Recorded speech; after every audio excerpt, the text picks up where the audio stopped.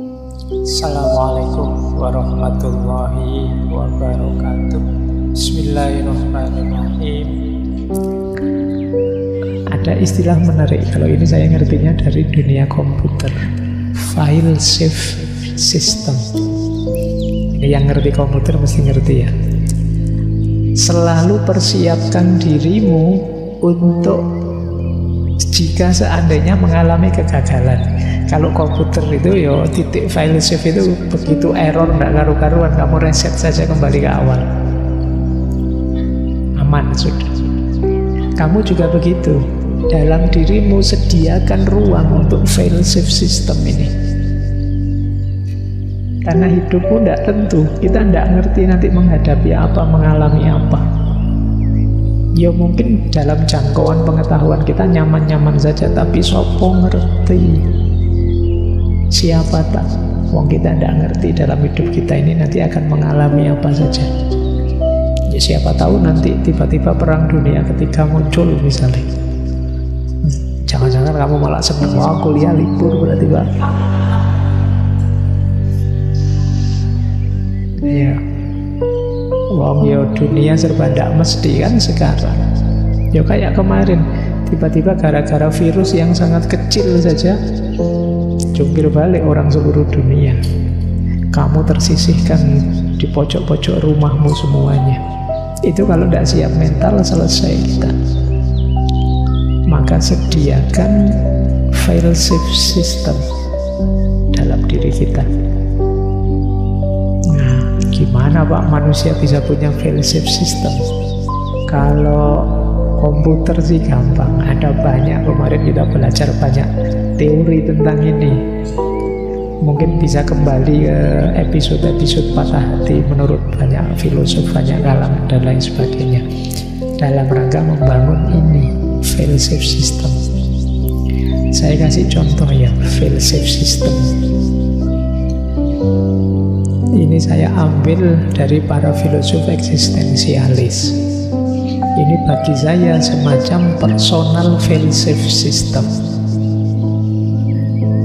membangun sistem ketangguhan dirimu biar kamu tidak jatuh, biar kamu tidak runtuh mengalami apapun. Ini boleh dicek di pikiran-pikirannya filosof eksistensialis seperti Schopenhauer atau Nietzsche, Kierkegaard dan lain-lain. Yang pertama misalnya, kalau ini filsuf jalan estetis, estetika, seni, keindahan. Filsuf model ini meminta kita untuk punya sistem katarsis yang mampu membuat kita melampaui ruang waktu hidup kita. Katarsis itu semacam pelampiasan. Biasanya memang ranah katarsis ini ada di dunia estetik, lagu, film, apalagi tari, apa saja monggo yang bisa jadi pelampiasan. Wah kalau saya jenuh luar biasa Pak, biasanya saya dengerin musik yang tenang, yang syahdu, jadi rasanya melayang, lupa dengan masalah, tidak apa-apa. Itulah katarsis. Terserah, mungkin ada Pak, kalau saya tidak begitu Pak. Saya itu kalau sudah jenuh pol habis ya saya jalan pokoknya, entah jalan-jalan kemana, kalau lelah balik lagi, apa sepedaan saya Pak, atau monggo saja. Ini katarsis. Ini bisa jadi file save system, meskipun kalau katarsis ini solusi sementara, tidak apa-apa. Kalau orang sama sekali tidak punya pembuangan dari kejenuhannya, itu nanti bisa melahirkan stres-stres, tekanan-tekanan, depresi-depresi. Asal yang positif ya, jangan yang negatif. Ya yang negatif itu ya sekalian tahu sendirilah. Saya tidak perlu mencontohkan. Yang masih dalam koridor positif, kamu mau dengerin musik mungkin oke. Kamu mau Pak, saya biasanya kalau jenuh itu nonton drakor Pak. Ya tidak apa-apa, bisa nonton saja. Kalau kamu yang membuatmu lega, membuatmu nyaman, Saya ngaji Pak, alhamdulillah. Loh, ya kan tidak apa-apa, bagus ngaji. Saya tahajud Pak, saya monggo saja. Yang penting kamu ada katarsismu, pembuanganmu. Saya Pak terliak Pak, tidak apa-apa. Saya mukuli bantal Pak, tidak apa-apa wis. Yang penting kamu punya katarsisnya, asal jangan mukuli teman aja. Kalau itu negatif. Nah, jalan estetik sementara, durasinya pendek. Iya, kamu waktu mendengarkan lagu tenang kamu. Begitu lagunya mati, masalahnya datang lagi. Tapi mendengarkan lagu terus-terusan jenuh. Jadi dia tidak bisa jadi solusi permanen. Ada jalan lebih permanen, yaitu jalan etis. Jalan etis itu distraksikan kegalauanmu, masalahmu, kesedihanmu ke arah perbuatan-perbuatan baik. Wah, saya bakti sosial saja lah Pak. Wah, saya melakukan ini itu yang kebaikan untuk sesama. Ini namanya jalan etis. Lebih panjang daya filsafnya. Sekarang saya sibuk membantu yatim piatu Pak, lebih panjang. Sekarang saya sibuk bantu teman-teman yang tidak mampu, lebih panjang. Jadi boleh kamu sibukkan dirimu dalam kebaikan, apapun jenis kebaikannya. Ini namanya jalan etis. Tidak sekedar mencari katarsis, tapi juga katarsis yang membawa manfaat, maslahat untuk sesama. Nah, ini namanya jalan etis. Ada yang ketiga, jalan asketis. Jalan asketis itu jalan spiritual sebenarnya orang menyebutnya, tapi maksudnya kamu agak menjauh sebentar dari keramaian. Yang bikin kamu suntuk luar biasa itu keterikatanmu, kemelekatanmu dalam keseharianmu.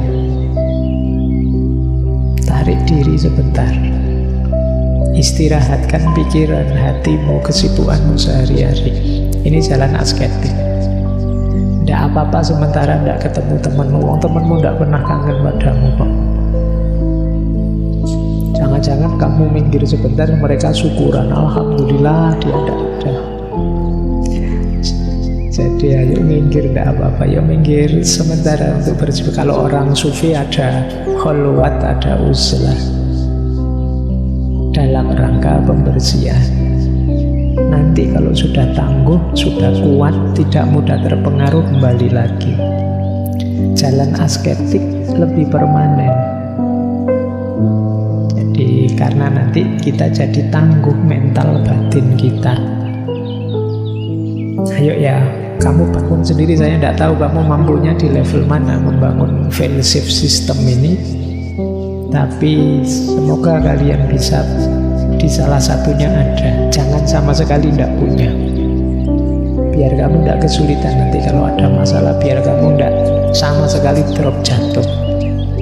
Ya syukur-syukur kamu bisa kayak ceramah dulu kalau ngaji yang dulu, kembali pada Allah, sadar untuk lebih baik gitu ya. Kayak gitu alhamdulillah kalau bisa. Tapi kan saya tahu levelmu. Kalau dipaksa terlalu tinggi malah tidak jalan. Kamu cari sendiri ya, paling tidak katarsis dari estetik, etis maupun asketik. Baik, jadi ini berhubungan dengan hidup yang serba negatif tadi loh. Hidup yang kita banyak sekali ketemu kemalangan-kemalangan hidup. Oke, kita lanjutkan. Sekarang kita cari pendalaman-pendalaman solutif menghadapi kesulitan hidup. Saya awali dari sini. Kepahitan-kepahitan seperti diuraikan oleh Murphy's Law tadi ya, tidak mustahil akan kita alami, bahkan lebih dahsyat dari sekedar itu. Kita perlu kesiapan mental. jangan sampai karena hal-hal yang tadi kita sebut receh itu kita benar-benar drop, apalagi untuk hal-hal kesulitan besar. Kadang-kadang kan sepele sih, tapi kita stresnya luar biasa.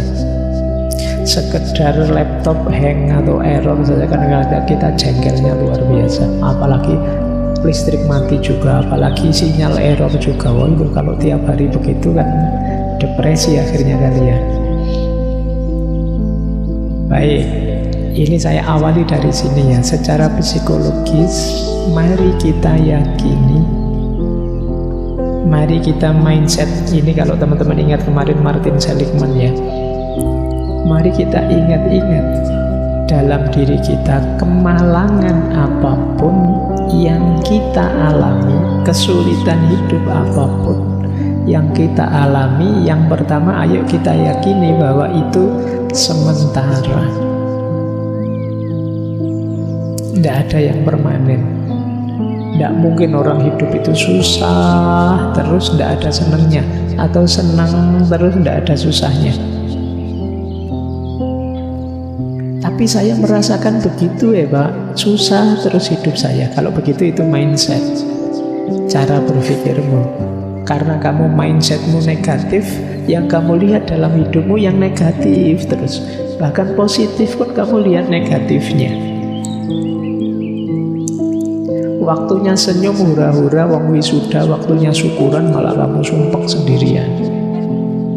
Nah, itu kamu salah mindset. Mari kita yakini, bahkan seandainya memang itu kesulitan, setiap kesulitan ada durasinya. Tidak mungkin abadi. Pasti pada saatnya akan selesai. Wong sebelumnya kita juga punya banyak masalah dan sekarang selesai. Kita hidup sejak kecil itu kan dari masalah ke masalah dan kita bisa menaklukkannya. Mulai kita tidak bisa jalan, itu kan jalan kan jadi masalah, terus kita latihan, capek, sakit, sampai nangis-nangis, akhirnya bisa jalan. Besar sedikit latihan naik sepeda, kita jatuh bangun, akhirnya bisa naik sepeda juga. Sekolah awalnya nangis-nangis, takut, lama-lama ya kerasan juga. Hidup kita itu dari masalah ke masalah, semakin kita bisa menaklukkan, kita tambah tangguh. Dan setiap masalah sementara. Yakini ini. Jadi kalau kalian mungkin hari ini sedang stres, sedang sedih, sedang susah, yakinlah bahwa masalahmu sementara. Sebagaimana dulu semua masalah yang lain yang sekarang sudah berlalu. Yang kedua, semua yang terjadi ini spesifik. Spesifik itu tidak holistik. Mungkin di dunia kerja kamu bermasalah, tapi di bidang kesehatan kamu hebat. Mungkin dalam aspek nilai ketika kamu kuliah kamu jelek, tapi dalam aspek pertemanan kamu hebat, temanmu banyak. Nah, itu menyadari bahwa semua masalah spesifik. Mungkin kamu tidak terlalu ganteng, tapi senyummu, semua lari kalau melihat. Yo, lari mendekat maksudnya kan. Jadi sadarilah bahwa spesifik kok masalah itu. Hidupmu tidak sepenuhnya tergantung di masalah itu. Bahkan seandainya masalah itu tidak selesai, bukan berarti kamu tidak layak hidup. Ada banyak bidang hidupmu yang lain yang luar biasa. Apapun itu. Jadi kamu sadari yang kedua ini, yang masalahmu spesifik, tidak holistik.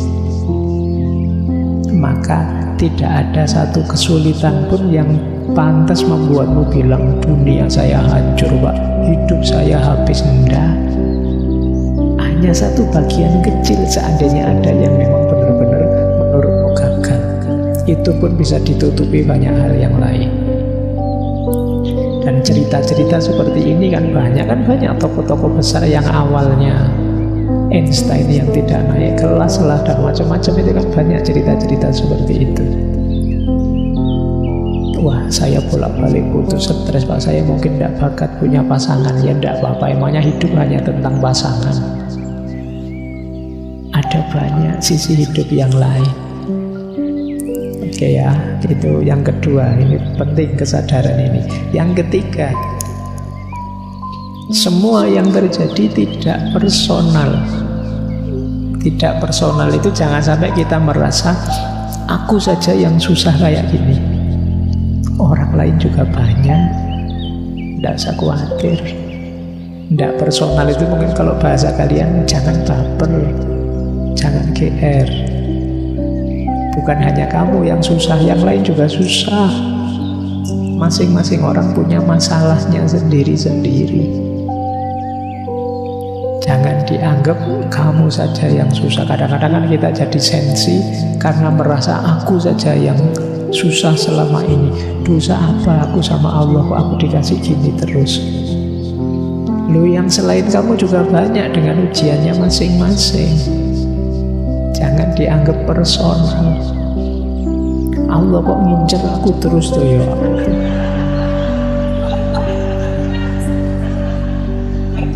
Iya, mbok yo yang lain gitu loh, kok aku terus yang dibikin susah itu. Yang enggak.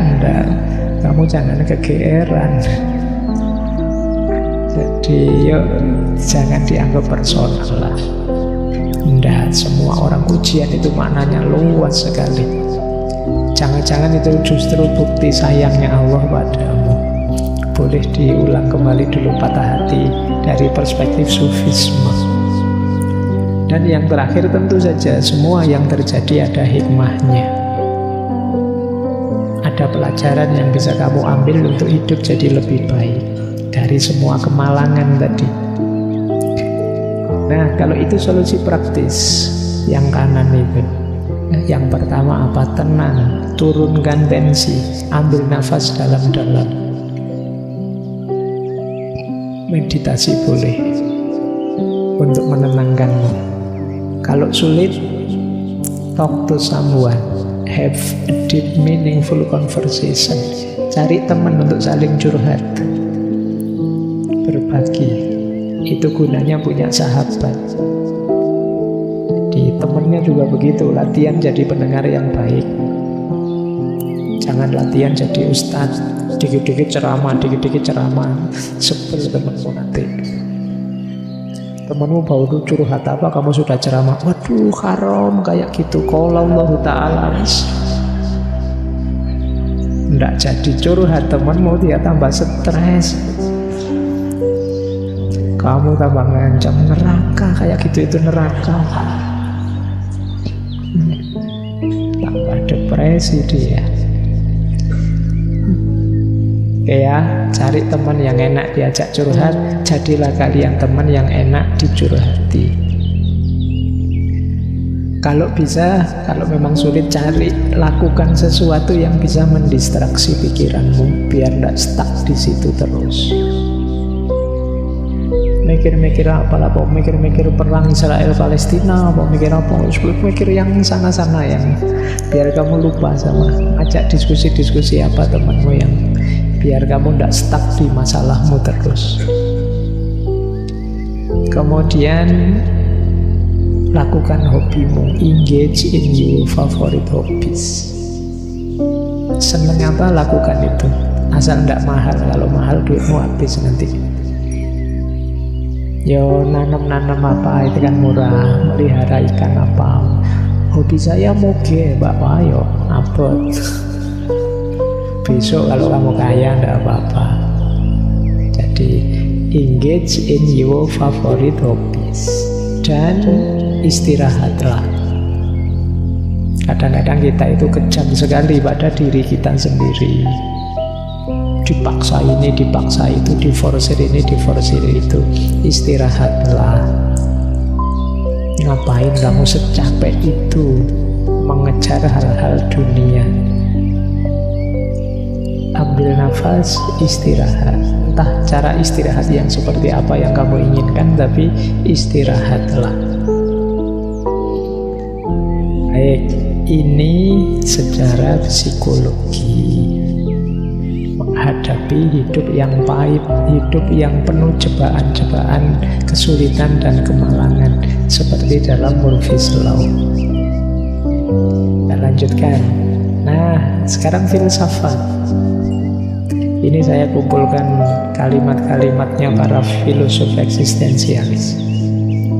Dulu pernah saya singgung kalimat-kalimat ini sebentar.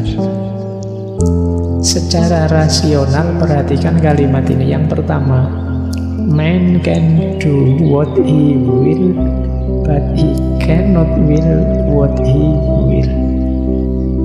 Manusia memang bisa mengupayakan mewujudkan keinginannya, tapi dia tidak bisa ngatur saya itu harusnya ingin apa, pantasnya ingin apa. Keinginan itu ya muncul begitu saja dari situasi di sekeliling kita. Berarti apa? Pinter-pinterlah kita mengendalikan keinginan. Karena seringkali sumber masalah kita adalah ketidakmampuan kita mengendalikan keinginan. Semakin tidak realistis keinginan kita, semakin berat hidup kita. Ya boleh orang punya cita-cita. Ya memang para motivator meminta kita punya mimpi yang tinggi, punya cita-cita yang besar. Tapi sebesar apapun keinginanmu, pastikan masih dalam jangkauan realitas hidup. Kalau yang di luar itu ya nanti jatuhnya kamu stres sendiri loh. Atau boleh kamu atur, Pak, ini keinginan jangka pendek, ini keinginan jangka menengah, ini jangka panjang, ini jangka panjang. Boleh kamu atur begitu. Pak, pada akhirnya saya ingin jadi presiden misalnya. Untuk kalian mungkin masih mungkin saja. Nah, step saya pertama, target jangka pendeknya lulus cepat, nilai terbaik. Jangka menengahnya saya masuk partai, Pak. Nah, sukses di situ terus baru nyalon DPR. Nah, nanti kalau sudah sukses DPR baru nanti nyalon jadi gubernur apa-apa. Jadi semoga ya bisa cepat jadi gubernurnya, biar kan masih muda boleh jadi presiden juga sekarang. Nah, terus baru ya. Jadi itu namanya target jangka pendek, jangka menengah, panjang, jangka panjang nanti. Nah, ini boleh mimpi besar tapi terukur. Jangan mimpi yang tidak terukur, yang kamu sendiri tidak tahu strategi mewujudkannya gimana. Pak, saya ingin nanti jadi konglomerat paling kaya.